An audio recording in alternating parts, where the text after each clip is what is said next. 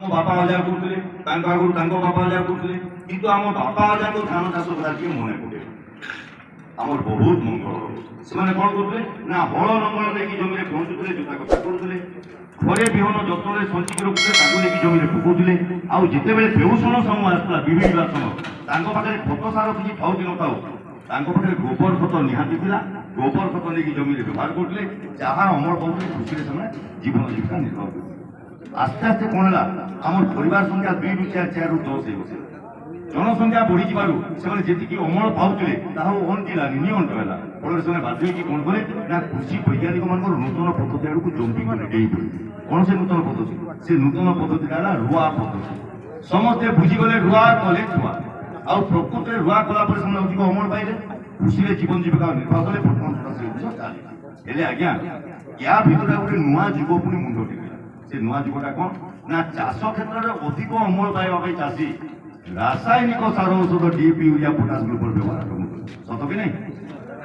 ଆଉ ଯେତେବେଳେ ରାସାୟନିକ ସାର ବ୍ୟବହାର ହେଲା, ପ୍ରକୃତରେ ଆମର ଓଡ଼ିଶାର ଧାନ ଚାଷ କ୍ଷେତ୍ରରେ ଏକର ପ୍ରତି କୋଉ ହିସାବରେ ଖାଦ୍ୟ ସାର ଦେବା କଥା ତାର ଗୋଟେ ସଠିକ ଆକଳନ ମୁଁ ଆପଣଙ୍କୁ ଦେଖେଇବି। ଯୋଉ ଆକଳନ କି ସାରା ଓଡ଼ିଶାର ସର୍ବେକ୍ଷଣ ରିପୋର୍ଟକୁ ନେଇକି ତିଆରି କରାଯାଇଛି। ଆପଣଙ୍କର ଅଞ୍ଚଳରେ କମ୍ ବେଶୀ ହେଇପାରେ, ସେଥିପାଇଁ କୌଣସି ମନ ଦୁଃଖ କରିବେନି। ଆସନ୍ତୁ ଦେଖିବା ସେଇ ଆକଳନକୁ ଯଦି ଆମେ ଭଲ ଭାବରେ ବୁଝିଯିବା, ଆଗାମୀ ଚାଷ କ୍ଷେତ୍ରରେ ଆମକୁ ବହୁତ ମଙ୍ଗଳମୟ ହେବ। ତ ଆଜ୍ଞା ଆପଣମାନେ ସମସ୍ତେ ଜାଣିଛନ୍ତି ଧାନ ଚାଷରେ ଆମେ 3ଟା ପର୍ଯ୍ୟାୟରେ ଖାଦ୍ୟ ସାର ଦେଇଥାଉ ଆରମ୍ଭରୁ ଶେଷ। ପ୍ରଥମ ପର୍ଯ୍ୟାୟ ଯେତେବେଳେ ଆମେ ରୋଇବା ସମୟରେ ଆମେ ପ୍ରଥମ ପର୍ଯ୍ୟାୟର ଖାଦ୍ୟ ସାର ଦେଉ। କ'ଣ କ'ଣ ଦେଉ? ଗୋଟେ ସାର ବ୍ୟବହାର କରନ୍ତି ଆପଣମାନେ DAP ডাই আমোনিয়াম ফসফেট, ଆଉ ଗୋଟେ ସାର ତା ସାଙ୍ଗରେ MOP ମ୍ୟୁରେଟ୍ ଅଫ୍ ପଟାସ। এই 2ଟା ସାରକୁ ଛାଡ଼ିଦେଲେ କିଛି ଚାଷୀ ଅଛନ୍ତି ସେଇ ପ୍ରଥମ ପର୍ଯ୍ୟାୟରେ ଟିକେ ଟିକେ ୟୁରିଆ ମଧ୍ୟ ବ୍ୟବହାର କରନ୍ତି। କିନ୍ତୁ ସର୍ବେକ୍ଷଣ ରିପୋର୍ଟ ବତାଉଛି ଆମର ଓଡ଼ିଶାର ପ୍ରାୟ 85 ଭାଗରୁ ଅଧିକ ଚାଷୀ ପ୍ରଥମ ପର୍ଯ୍ୟାୟରେ ୟୁରିଆ ବ୍ୟବହାରକୁ ପସନ୍ଦ କରନ୍ତି ନାହିଁ। ତେଣୁ ଆମେ ପ୍ରଥମ ପର୍ଯ୍ୟାୟରେ ୟୁରିଆକୁ ପାଉ। DAP କେତେ ବ୍ୟବହାର କରୁଛୁ ଆମେ ନା ଏକ ପିଛା 50 କେଜି ବା ଗୋଟେ ପ୍ୟାକେଟ୍, ଆଉ ପଟାସ ବ୍ୟବହାର କରୁଛୁ ପ୍ରଥମ ପର୍ଯ୍ୟାୟରେ 25 କେଜି বা ଅଧ ବସ୍ତା। ତାପରେ ଯିବା ସେକେଣ୍ଡ ଦ୍ୱିତୀୟ ପର୍ଯ୍ୟାୟର ଖାଦ୍ୟ। ଆମ ଧାନ ଜଗେଇବା ରୋଇବା ଯେତେବେଳେ 20 ରୁ 25 ଦିନ ହୋଇଯାଏ, ଆମେ ଦ୍ୱିତୀୟ ପର୍ଯ୍ୟାୟର ଖାଦ୍ୟ ସାର ପକାଇଥାଉ। କ'ଣ କ'ଣ ନା ଗୋଟେ ସାର ଦେଇଥାଉ, ତା ନାଁ ହେଉଛି ୟୁରିଆ, ଏବଂ ତା ସାଙ୍ଗରେ ପୁଣି ପଟାସ। କେତେ ଦଉ ନା ଆଗରୁ ତ ଆପଣମାନେ ୟୁରିଆ 50 କେଜିଆ ପ୍ୟାକେଟ୍ ପାଉଥିଲେ, ଏବେ ମିଳୁଛି ଏବେ 45 କେଜି ହେଇଗଲାଣି, ହଁ କି ନାହିଁ? ସରକାର 45 କେଜି କରିଦେଲେଣି। ମନେ ରଖିଥାନ୍ତୁ, ଆଉ 4-5 ବର୍ଷ ଅପେକ୍ଷା କରନ୍ତୁ, 45 କେଜି ବି ଆଉ ମିଳିବନି। 25-30 କେଜିଆ ପ୍ୟାକେଟ୍ ଆସିବ। କାହିଁକି ନା ସରକାରଙ୍କ ପାଖରେ ଆଉ କିଛି ରାସ୍ତା ନାହିଁ ଆଜ୍ଞା। ମାଟି ପାଣି ପବନ ପରିବେଶ ସ୍ୱାସ୍ଥ୍ୟକୁ ବଞ୍ଚିବା ପାଇଁ ତାଙ୍କ ପାଖରେ ଅଲଗା ବାଟ ବିକଳ୍ପ କିଛି ନାହିଁ। এই ସାରର ପରିମାଣକୁ ସେ କମାଇବାକୁ ବାଧ୍ୟ ହେବେ। ତ ଏବେ ଆମେ କେତେ ବ୍ୟବହାର କରୁଛୁ ନା 45 କେଜିଆ ଗୋଟେ ପ୍ୟାକେଟ୍ ବା ତାଠୁ ଟିକେ ଅଧିକ ଏକର ପିଛା ବ୍ୟବହାର କରୁଛୁ, ଏବଂ ପଟାସ ବ୍ୟବହାର କରୁଛୁ ସେକେଣ୍ଡ ଡୋଜରେ 20 ରୁ 25 କେଜି। এটা ହେଲା ସେକେଣ୍ଡ। ତାପରେ ଯିବା ତୃତୀୟ ପର୍ଯ୍ୟାୟ, ଥାର୍ଡ। ଧାନ ଯେତେବେଳେ ଆମର ଗର୍ଭ ହେବ, ଛୋଡ଼ ସାର ହିସାବରେ ଆମେ ଚାଷୀମାନେ ତୃତୀୟ ପର୍ଯ୍ୟାୟର ଖାଦ୍ୟ ସାର ଅପଣାଇଥାଉ। କ'ଣ କ'ଣ ବ୍ୟବହାର କରୁ? ଗୋଟିଏ ସାର, ତା ଭିତରୁ ସେଇ ୟୁରିଆ ଏବଂ ତା ସାଙ୍ଗରେ ପୁଣି ସେଇ ପଟାସ। କେତେ କେତେ ଦଉ? ତୃତୀୟ ପର୍ଯ୍ୟାୟରେ ଚାଷୀ ଆଉ ବସ୍ତା ବସ୍ତା ସାର ପ୍ରାୟ ପସନ୍ଦ କରନ୍ତି ନାହିଁ, କମ୍ କମ୍ ପରିମାଣରେ ବ୍ୟବହାର କରିଥାନ୍ତି। ଯେମିତିକି ୟୁରିଆ ପାଖାପାଖି ଦିଅନ୍ତି, ୟୁରିଆ ଏକର ପିଛା ମାତ୍ର 15 ରୁ 20 କେଜି ଏବଂ ପଟାସ ଦିଅନ୍ତି ମାତ୍ର 5 ରୁ 10 କେଜି। এটা ମୁଁ ଯେଉଁ ଆପଣଙ୍କୁ ଦେଖେଇଲି ଆଜ୍ଞା, এইটা ବାସ୍ତବରେ ଆମ ଓଡ଼ିଶାର ଧାନ ଚାଷ କ୍ଷେତ୍ରରେ ଆରମ୍ଭରୁ ଶେଷ 3ଟା ପର୍ଯ୍ୟାୟର ଉପଯୁକ୍ତ। କିନ୍ତୁ ଆଜ୍ଞା ମୁଁ କହିବାକୁ ଚାହୁଁଛି, ଆମ ଭିତରେ ଚାଷୀ ଅଛନ୍ତି ଯେଉଁ ଚାଷୀମାନଙ୍କର ଆର୍ଥିକ ସ୍ଥିତି ସମ୍ପୂର୍ଣ୍ଣ ପଇସା ଅଭାବ ନେଇ କମି ଚାଷୀ, ସେମାନେ କ'ଣ କରନ୍ତି, ଏତିକି ସାର ଦେଲା ପରେ ବି ତାଙ୍କ ମନ ମାନେ ନଥାଏ। ତାଙ୍କ ଜମିରୁ ଟିକେ ଅଧିକ ଅମଳ ପାଇବା ପାଇଁ, ଶୀଘ୍ର ଅମଳ ଆଶାରେ ସେ ଚାଷୀମାନେ କ'ଣ କରନ୍ତି, ଏତିକି ସାର ବ୍ୟବହାର କଲା ପରେ ବି ଆହୁରି 25-30 କେଜି ଅଧିକ ବ୍ୟବହାର କରନ୍ତି କି ନାହିଁ?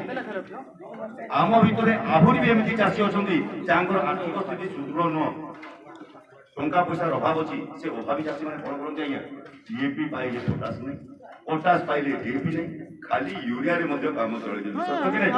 ଲକ୍ଷ ଲକ୍ଷ ଚାଷୀ ମୋ କହିବା ଉଦ୍ଦେଶ୍ୟ ଆମ ଏଇ ଅଞ୍ଚଳରେ ହୁଏତ ଆପଣମାନେ ମୁଁ ଯୋଉଟା ଏଇ ହିସାବରେ ଖାଦ୍ୟ ସାର ଦଉଥିବେ କି କମ୍ ବେଶୀ ଦଉଥିବେ, ସେଟା ମୁଁ ମନା କରୁନି। କିନ୍ତୁ ଆପଣ ଖବର ନିଅନ୍ତୁ, ବରଗଡ଼, ବରପାଲି, ପକାବିରା, କେନ୍ଦ୍ରାପଡ଼ା, ଭଦ୍ରକ, ବାଲେଶ୍ୱର এই ଅଞ୍ଚଳରେ ଆପଣଙ୍କର ବନ୍ଧୁବାନ୍ଧବ ଅଛନ୍ତି, ଯିବା ଆସିବା ହେଉଛନ୍ତି, ସେଇକି ଖବର ନିଅନ୍ତୁ ଆଜ୍ଞା, এই 3ଟା ପର୍ଯ୍ୟାୟର ଖାଦ୍ୟ ସାରରେ ତାଙ୍କର ଅମଳ ହେଉନି।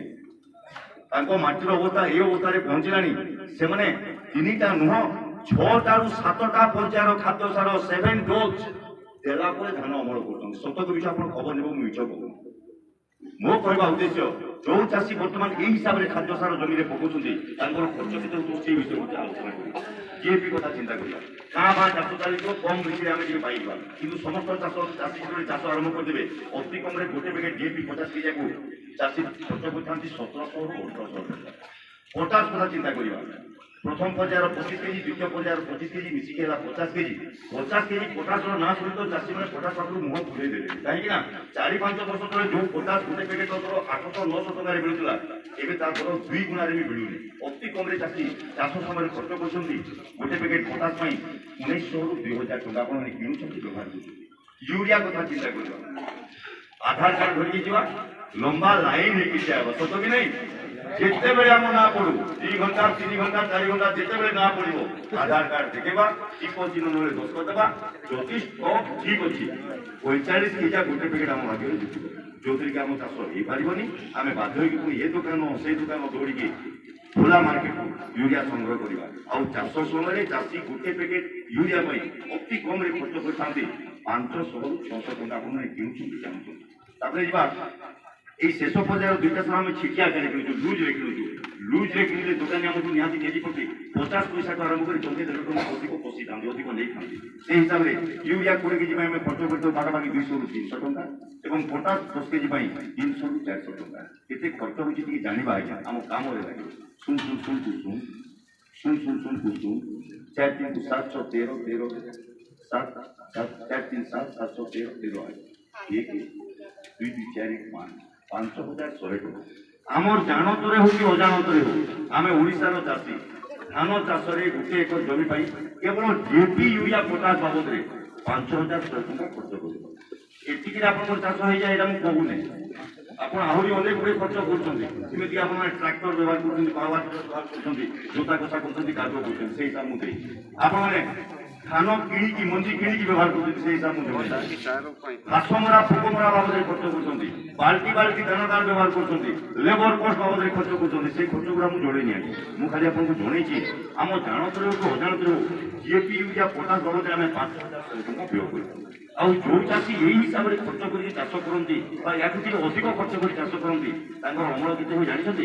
ତାଙ୍କର ଅମଳ ହୋଇଥାଏ ଏକର ପିଛା 20ରୁ 30 କୁଇଣ୍ଟାଲ। ଜମି ଜାଣିକି ହବ, ଜାଗା ଜାଣିକି ହବ, ସବୁଠି ସମାନ ହବ।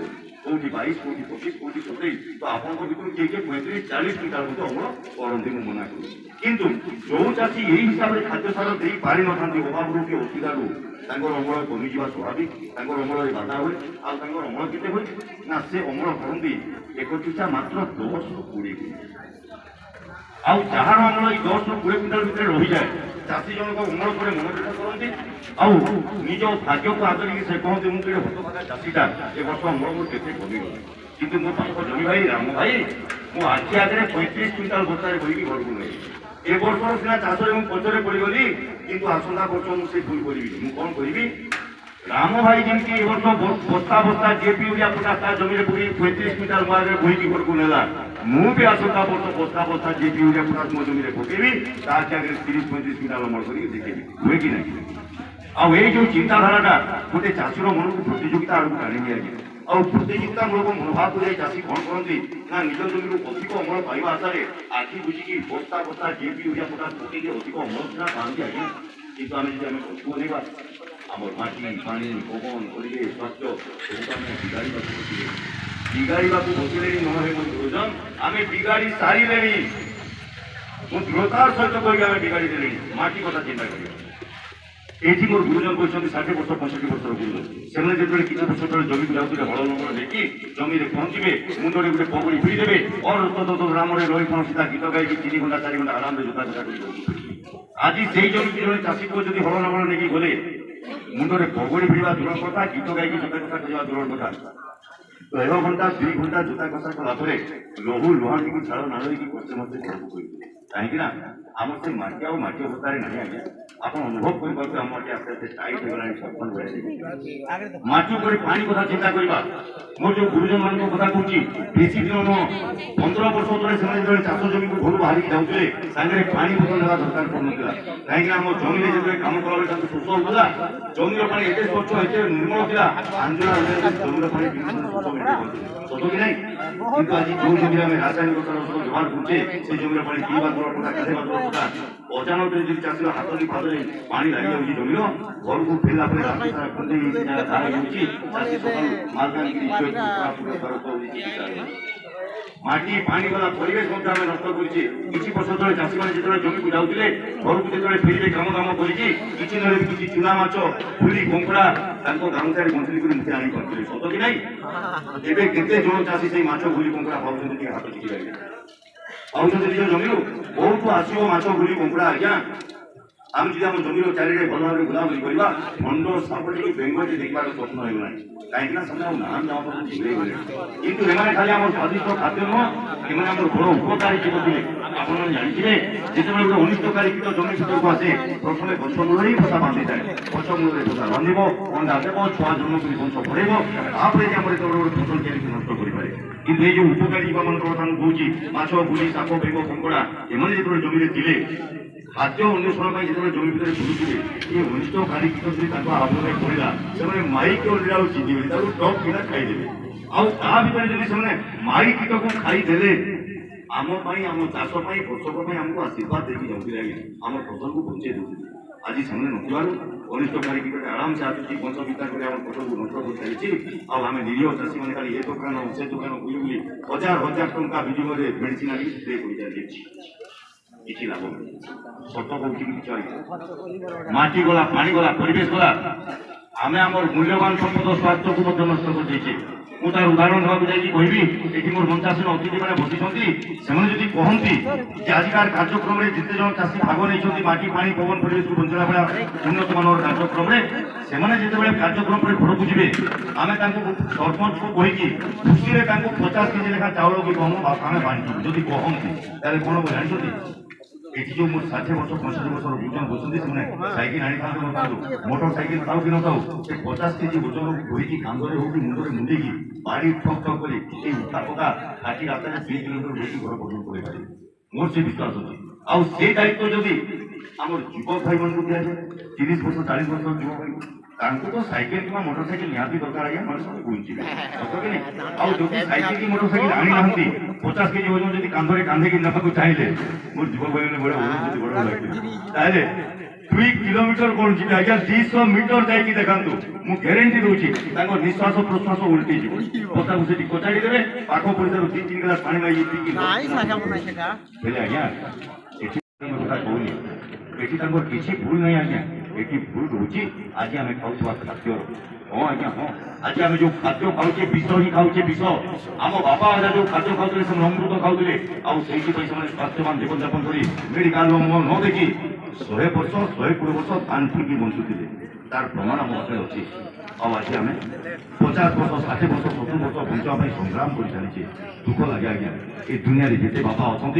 प्रत्येक बापा गोटे स्वप्न सी जिते मरीज कांधे कांधे की मशाणी फुटे देव ता मुहर निया देव दुनिया सब बापा स्वप्न किंतु आज से स्वप्न उल्टी गलानी अरे बुढ़ा बाबाटा बंचिकी जल जल कर ओनैची आखि आगे 30 वर्ष 40 वर्ष भेड़िया को छटपट छटपट होगी मरी जाऊँगी निस्सहाय बाबाटा कांदी कांदी देव कांधे कांधे मशाणी को नहीं ता मुहर निया दे कांदी कांदी आसी जीवन जापन करुँच यदि घटना आप परिवार घटनी आपंकर पड़ोशी घटुची आपंकर गाँव में घटुची आपंकर अंचल घटुची आप समस्ते सामना कर मुझे निहाती कहवाक चाहिए आपण मैंने कौ जन्म की तपस्या करते कि जानी आप ग्रामांचल बसवास कर खुशी जीवन जापन कहीं ग्रामांचल आदिवासी जहाँ खाई हजम करपारती जेहेतु से दैनंदिन किसी ना कि परिश्रम करुँच किंतु आज्ञा जदि आप कौन बंधु बांधव कि कौन सहर में रोच आपंकर मालकानगिरी हो कोरापुट हो जयपुर हो बलांगीर हो सम्बलपुर कि भुवनेश्वर हो से कौ अवस्था अच्छा जानापी चेष्टा करूँ आप बुझीजे आपको लगुव से खुशी अच्छा ना आज्ञा घर भितर बुड़ी जाए देखो टंका सुना रूपा गहना गांठीर अभाव ना दामी दामी गाड़ी घोड़ा रखी खाद्य पेयर किसी अभाव ना बड़ बड़ कोठा बाड़े କିନ୍ତୁ ତାଙ୍କ ଘରର ଚାରିଆଡ଼େ ଭଲ ଭାବରେ ଆଖି ପକେଇ ବୁଲେଇକି ଦେଖିବେ ସହରରେ ବସା ବାନ୍ଧିଥିବା ପ୍ରତ୍ୟେକ ଅଧିବାସୀଙ୍କର କୌଣସି ଟେବୁଲ ଉପରେ ହଉ କିମ୍ବା କୌଣସି ଗୋଟେ ଘରର ଥାକରେ ହଉ କେତେ ଗୁଡ଼ିଏ ଔଷଧ ନିହାତି ଦେଖିବେ ଆଜ୍ଞା। ବିନା ଔଷଧରେ ଯଦି ଜଣେ ସହରୀ ଅଧିବାସୀ ଥିବ ମୁଁ ଆପଣଙ୍କ ଗାଁରେ ଆପଣ ମୋତେ ଯାହା କହିବେ ମୁଁ ମାନିଯିବି। ବିନା ଔଷଧରେ ସେମାନେ କେତେ ଜୀବନଯାପନ କରିପାରୁନାହାନ୍ତି। ସେଇ ଔଷଧକୁ ଯଦି ଆପଣ ତାକୁ ପଚାରିବେ କାହା ପାଇଁ ଏତେ ଔଷଧ ରଖିଛୁ ଭାଇ, କାହାର କ'ଣ ହେଇଗଲା କି, ସେ ଆପଣଙ୍କୁ ଉତ୍ତର ଦେବ କାହା କଥା କହିବି ସମସ୍ତଙ୍କ ପାଇଁ ଔଷଧ ଦରକାର। ମୋ ବାପା ହାର୍ଟ ପେସେଣ୍ଟ, ମୋ ମା କିଡନୀ ପେସେଣ୍ଟ, ମୁଁ ଏସିଡିଟିରୁ ମୋ ପେଟର ଅବସ୍ଥା ଗଣେଶ ଭଳିଆଗଲାଣି, ମୋ ସ୍ତ୍ରୀ ଡାଇବେଟିସ୍ ପେସେଣ୍ଟ ଆଜି ଆଣ୍ଠୁ କାଲି ଅଣ୍ଟା ଦରଜ ହେଉଛି, ମୋ ପୁଅ ବାହାରେ ଖେଳୁଛି 7 ବର୍ଷର ପୁଅ ଦେଖ ଆଖିରେ ବଡ଼ ବଡ଼ ପାୱାର ଚଷମା ପିନ୍ଧୁଛି, ଚଷମା ପିନ୍ଧିଲେ ଦୁନିଆ ଦେଖୁଛି, ଚଷମା କରିଦେଲେ ଦୁନିଆ କଥା ଛାଡ଼ିଲେ ମୋତେ ଆଉ ତା ମାଆକୁ ଚିହ୍ନି ପାରୁନି। ସମସ୍ତଙ୍କ କଥା ତ ଶୁଣିଲୁ, ମୋର ଗୋଟିଏ ବୋଲି ଝିଅ କଥା ଟିକେ ଶୁଣ। 15 ବର୍ଷର ଗୋଟିଏ ବୋଲି ଅଳି ଝିଅକୁ କେତେ ଲାଡ଼ ଗେଲରେ ଛୁଆଟାକୁ ପଳେଇଛି, ତାକୁ ନେଇ କେତେ ସ୍ୱପ୍ନ ଦେଖିଛି। ହେଲେ ମୋ ଭାଇରେ ମୋର ସେଇ 15 ବର୍ଷ ଝିଅର ମୁଣ୍ଡରେ ଯେତେ ଚୁଟି ଅଛି ଯେତେ ବାଳ ଆଉ ଗୋଟିଏ ବି କଳା ନାହିଁ, ସବୁ ପାଚି ପୁରା ଧଳା ହେଇସାରିଲାଣି। କଲର ମାରିକି ଘୋଡ଼େଇକି ରଖିଛି। ଆଉ 4-5 ବର୍ଷ ପରେ ଯେତେବେଳେ ଭଲ ପାତ୍ର ଦେଖି ମୁଁ ତାର ବାହାଘର ଦେବି, ମୋ ସମୁଦ୍ରୀ ରାଗିକି ମୋତେ ଛାଞ୍ଚୁଣି ଧରିକି ଜଗିଥିବ, କହିବ ମୋ ସମୁଦ୍ରୀ ଗୋଟେ ଏଡ଼େ ଠକ ଏଡ଼େ ବାଜେ ଲୋକ, ଘରେ ବୁଢ଼ୀ ଝିଅଟାକୁ ଲୁଚେଇକି ରଖିଥିଲା, ସହଜିଆ ସରଳିଆ ଦେଖିଲା ମୋ ପୁଅ ବେକରେ ଆଣିକି ଛନ୍ଦି ଦେଲା।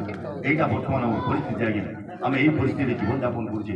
এতে পরে হে মোর ভোজন আমি যে যে পদে কথা শুনিলে আমাকে বহুত খুশি দেখায়। ଆଉ ସେ ପଦେ କଥା ହେଉଛି ବରଗଡ଼ ହେଉଛି ଓଡ଼ିଶାର ଭାତ ହାଣ୍ଡି। ବରଗଡ଼ ଜିଲ୍ଲାକୁ ଓଡ଼ିଶାର ଭାତ ହାଣ୍ଡି ବୋଲି ଶୁଣିଲେ ଓଡ଼ିଆ ହିସାବରେ ମୋ ଛାତିଟା ଗର୍ବରେ ଭୁଲିଯାଏ। କିନ୍ତୁ ଆଜି ଆମର ସେ ଗର୍ବ ଗୌରବର ବରଗଡ଼ ଜିଲ୍ଲା ଆଉ ଭାତ ହାଣ୍ଡି ନୁହଁ, ଅତ୍ୟଧିକ ରାସାୟନିକ ସାର ଔଷଧ ପଛରେ ଦୌଡ଼ି, ଅଧିକ ଅମଳ ପଛରେ ଦୌଡ଼ି ଆଜି ସେଇ ବରଗଡ଼ ଜିଲ୍ଲା ଭାରତରେ 2 ନମ୍ବର ଆଉ ଓଡ଼ିଶାରେ 1 ନମ୍ବର ସ୍ଥାନ ରଖିଛି। ଗୋଟେ କ୍ୟାନ୍ସର ପେସେଣ୍ଟର ଜିଲ୍ଲା ହିସାବରେ ପ୍ରତ୍ୟେକ 10 ଜଣରେ ଜଣେ ଜଣେ କ୍ୟାନ୍ସର ପେସେଣ୍ଟ ସର୍ଭେ ରିପୋର୍ଟ ବତାଉଛି। ଆଉ ତା ନିରାକରଣ ପାଇଁ କେନ୍ଦ୍ର ସରକାର ରାଜ୍ୟ ସରକାରଙ୍କ ମିଳିତ ଉଦ୍ୟମରେ ଆଜି ବରଗଡ଼ ମାଟିରେ ଗୋଟେ ବହୁତ ବଡ଼ କ୍ୟାନ୍ସର ମେଡିକାଲ ମୁଣ୍ଡ ଟେକିବାକୁ ଯାଉଛି। ଏକଥା ମୁଁ କହୁନି ଆଜ୍ଞା, ଆପଣମାନେ ପତ୍ର ପତ୍ରିକାରେ ପଢ଼ିକି ଜାଣୁଛନ୍ତି, ନ୍ୟୁଜ୍ ମାଧ୍ୟମରେ ଶୁଣୁଛନ୍ତି।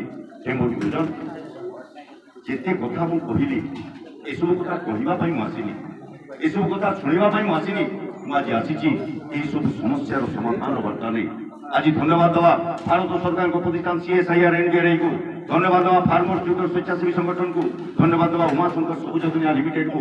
ସେମାନଙ୍କର ମିଳିତ ଉଦ୍ୟମରେ ଆମେ ଆଜି ଯେଉଁ ଅନ୍ଧକାର ଭିତରକୁ ପଶି ଯାଇଛେ, ସେ ଅନ୍ଧକାର ଭିତରେ ଗୋଟେ ଆଲୁଅର ଦୀପ ଜାଳିବା ପାଇଁ, ଯେଉଁ ସମସ୍ୟା ଘରେ ଛନ୍ଦି ହେଇଛେ ସେ ସମସ୍ୟାର ସମାଧାନ ପାଇଁ ସମୟ ଆସିଛି, ସୁଯୋଗ ଆସିଛି। ଆମେ ସମସ୍ତେ ଯଦି ଏକଜୁଟ ହେବା, ମନରେ ମନ ମିଳେଇବା, ହାତରେ ହାତ ମିଳେଇବା, ଆମେ ସବୁ ସମସ୍ୟାର ସମାଧାନ କରିପାରିବା। ପ୍ରତ୍ୟେକ ସମସ୍ୟାର ମୂଳ କାରଣ ହେଉଛି ଆମେ ଆଜି ଖାଉଥିବା ଖାଦ୍ୟ।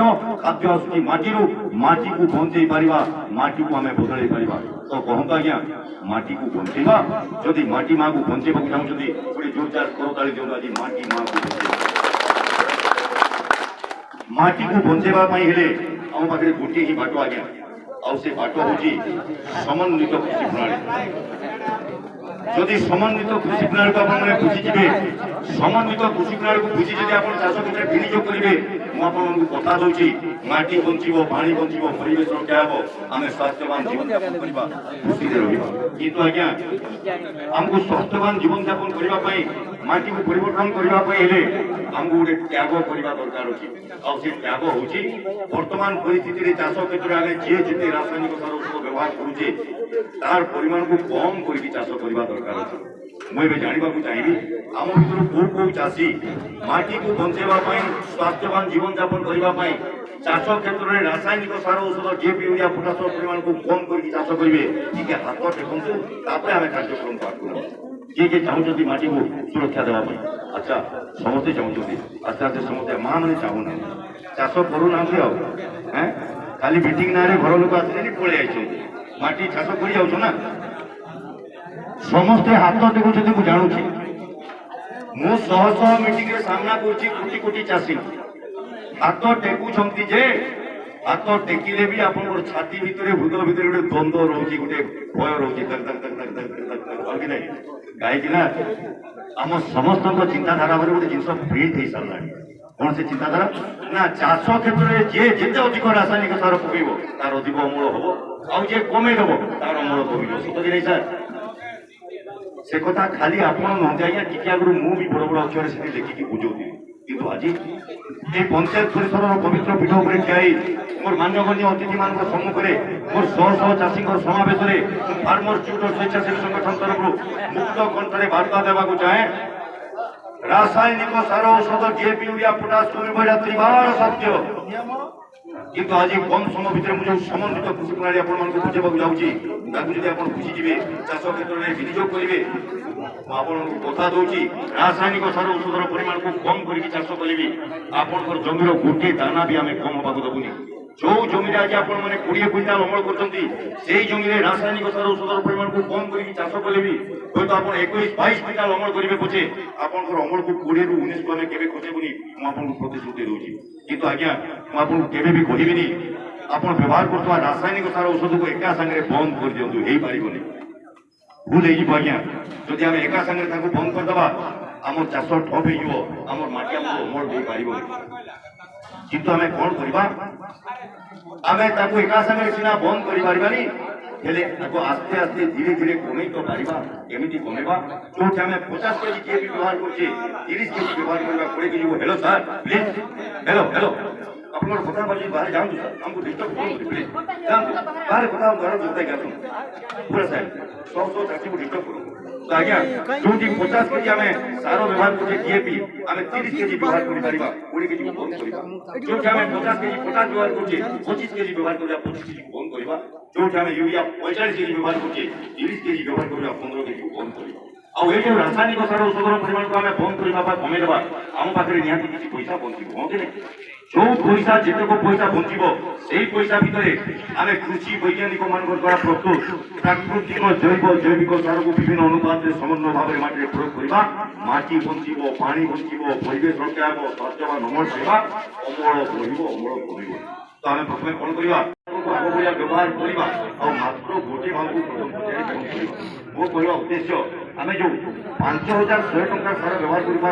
କଥା ମୁଁ କହୁଥିଲି ତାକୁ ଆମେ ସମାନ 3 ଭାଗ କରିଦେବା ଆମ ପାଖରେ 1700 ଟଙ୍କା ବଞ୍ଚିଯିବ এই 1700 ଟଙ୍କା ଭିତରେ ହିଁ ଆମେ କୃଷି ବୈଜ୍ଞାନିକ ମାନଙ୍କ ଦ୍ୱାରା ପ୍ରସ୍ତୁତ ପ୍ରାକୃତିକ ଜୈବିକ ସାରକୁ ବିଭିନ୍ନ ଅନୁପାତରେ ମାଟିରେ ପ୍ରୟୋଗ କରିବା ମାଟି ବଞ୍ଚିବ ପରିବେଶ ରକ୍ଷା ହେବ ଅମଳ ବଢିବ ଅମଳ କମିବନି ମୁଁ ଆପଣଙ୍କୁ କଥା ଦଉଛି ଏଇ 1700 ଟଙ୍କା ଭିତରେ ହିଁ ଆପଣଙ୍କର ଖର୍ଚ୍ଚ ହବ ଗୋଟିଏ ଟଙ୍କା ବି ଆପଣଙ୍କ ଟିକେ ଅଧିକ ଆମେ ଖର୍ଚ୍ଚ ହେବାକୁ ଦେବୁନି ଯଦି ଆବଶ୍ୟକ ପଡେ ଏଇ 1700 ଟଙ୍କାରୁ କମିବ ତ ଆସନ୍ତୁ ଆଜ୍ଞା ବୁଝିବା ସମନ୍ୱିତ କୃଷି ପ୍ରଣାଳୀ ଆଜି ସମନ୍ୱିତ କୃଷି ପ୍ରଣାଳୀକୁ ବୁଝିବାକୁ ଯାଇ ମୁଁ ଆପଣଙ୍କ ପାଖରେ 3ଟା ପ୍ରାକୃତିକ ସାର ବିଷୟରେ ଉପସ୍ଥାପନା କରିବି ପ୍ରଥମ ସାର ହେଉଛି ସବୁଜ ସାର ଯାହାକୁ ଆମେ କହୁଛୁ ଗ୍ରୀନ୍ ଫର୍ଟିଲାଇଜର ଆପଣମାନେ ସବୁଜ ସାର ନୂଆ ସାର ବୋଲି ଭାବୁଥିବେ ନୁହଁ ବହୁତ ପୁରୁଣା ସାର ଖାଲି ନୂଆ କୌଶଳ ତ ସବୁଜ ସାର କାହିଁକି କରିବା କେମିତି କରିବା ସେ କଥା ମୁଁ ବୁଝେଇବି କିନ୍ତୁ ସବୁଜ ସାର କରିବା ପାଇଁ ଉନ୍ନତ ମାନର 3ଟା ମଞ୍ଜି ମୁଁ ଆପଣଙ୍କୁ ଆମ ଜମିର ଚାରିଆଡେ ରଫ୍ରେ ଯୋତା